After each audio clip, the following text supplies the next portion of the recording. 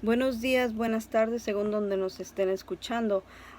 Yo quiero compartirles acerca del capítulo 4, parte 2, Edad Patrística, de la clase de Tradiciones Espirituales Católicas, La Fe Orada, de nuestro maestro Valentín Equiaca, Universidad Mexican American College.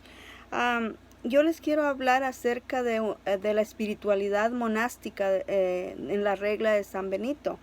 En las fuentes, dice, las fuentes de la información sobre la vida y la actividad de San Benito son escasas, eh, y, uh, pero nos dice el diálogo segundo del Papa Gregorio. Benito nació en el seno de una familia económicamente acomodada en Nurcia, región de Umbría, en Italia. San Gregorio nos da una pauta a interpretar y a interpretar y comprender las reglas que tenía San Benito. Dice, San Gregorio abandonó la casa paterna para iniciarse en la monastía.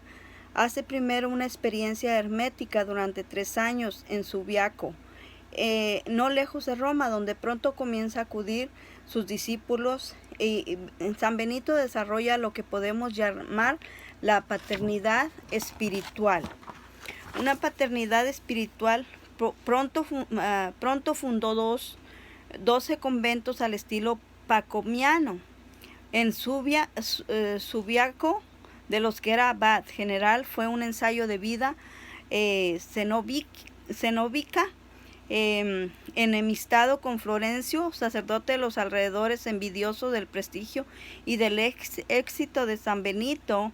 Emigró hacia el sur de Italia hasta llegar al antiguo castro Estructo y romano, Casinum, sobre la montaña cercana convertida en ciudad pagana. Ahí San Benito, que edificó un monasterio en su templo hacia el año 529, que se convirtió en el más famoso del mundo, en el Monte Cassino. Allí escribió la regla, allí reposa, y también nos dice que ahí reposa el cuerpo, junto al de su hermana Escolástica. También nos habla, después de la muerte de San Benito, a mediados del siglo VI, miles de monasterios poblaron Europa, regidos desde Carlomagnos saldrían los misioneros de Europa, que al mismo tiempo, aún sin proveerlo,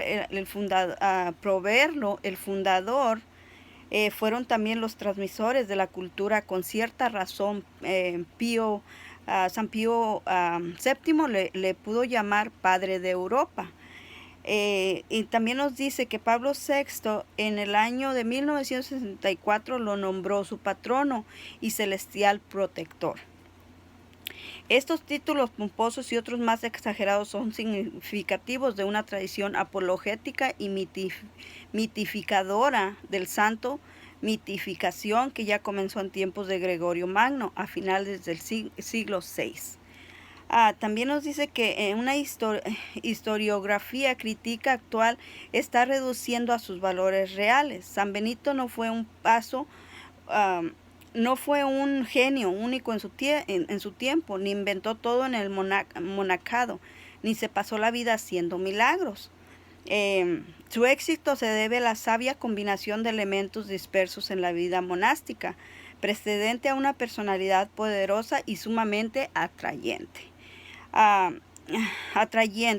Y ciertamente a la regla de San Benito debe mucho Europa y la civilización occidental. Primeramente nos dice la espiritualidad de la regla de San Benito. La regla de San Benito es una auténtica síntesis de la espiritualidad del siglo VI. Consta de 73 capítulos. Nos dice la número A. Dice, sentido de la vida en comunidad. Ellos tenían esa regla de organizar la vida de un cenobio, de ahí que su espiritualidad tenía un carácter comunitario. También nos decía que es el abad, que es al mismo tiempo padre, maestro, juez y médico. El monje debe aceptar en fe, creer que el abad hace las veces de Cristo, por por cuanto, según San Benito, se le llama por su mismo nombre, el de Padre, aplicándole el título de Abba, que Cristo utiliza en exclusiva con relación a Dios Padre. También nos habla de originalmente el abad del monasterio no era necesariamente el superior, sino un monje venerable que había conseguido la perfección, la apetía y que lleno del Espíritu Santo poseía la ciencia espiritual y podía discernir los espíritus de sus hermanos. Y también nos dice que tenía una palabra, el carisma de la paternidad espiritual. Ya en tiempos de Casiano, el abad era el superior del monasterio. Nos habla también de las reglas, en la espiritual de la regla. Bueno, como les decía, la espiritualidad de la regla que consta de 73 capítulos, pero también nos habla de dos virtudes que articulan la buena marcha de la vida comunitaria por parte del abad, la capacidad del servicio a los hermanos por parte de los monjes, la obediencia. Benito es taxativo, sepa que más le corresponde, dice al abad, servir que presidir. También nos dice que en la corrección con prudencia y no sea extremoso en nada. Nos habla que el monje afianza sus vínculos con el abad y su comunidad mediante la profesión religiosa.